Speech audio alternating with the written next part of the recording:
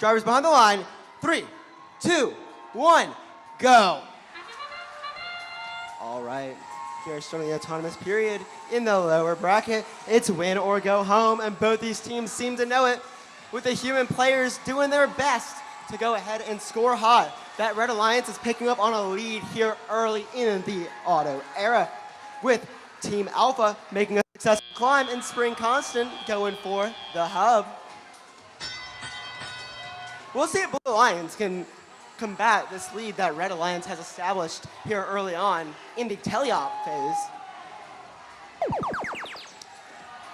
The OS tin cans making their way into the hub with the fuel they've collected and continuing to do so to try and break that lead that the Red Alliance holds. Spring Constant going ahead and collecting as much fuel as they can to plan on shooting in that hub.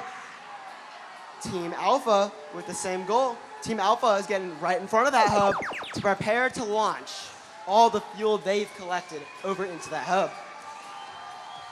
1-1-1-6-9 for the Red Alliance, playing defense on 10-3-8-5, trying to prevent them from combating the lead they have established.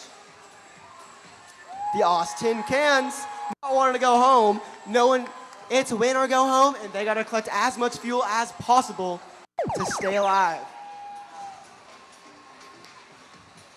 Team Alpha position themselves right in front of that hub to perfectly score as much of the fuel they have collected into that hub. Meanwhile, 10-3-8-5 seems to be pretty accurate with their shots into the hub with the fuel they've collected. In this last minute remaining, Blue Alliance is starting to creep up on the Red Alliance, where the Spring Constant makes sure to share the fuel they've earned with the human players, sharing that love, and also shooting into the hub with the fuel they've collected, taking back my statement about that lead shrinking. 1-1-1-6-9 playing defense on 10-3-8-5, trying to force them to not score any more fuel, so they'll go ahead and they'll give it to the human players to go do so. And the human players seem to be pretty accurate with those shots, with the fuel. We'll see Team Alpha move across the field and collect more fuel, preparing to launch it into the hub. There's only 16 seconds remaining in the end game, and it seems like this Red Alliance knows they don't want to go home. Blue Alliance working their way, sharing with the human players, and launching into the hub. And that's going to go ahead and be the match.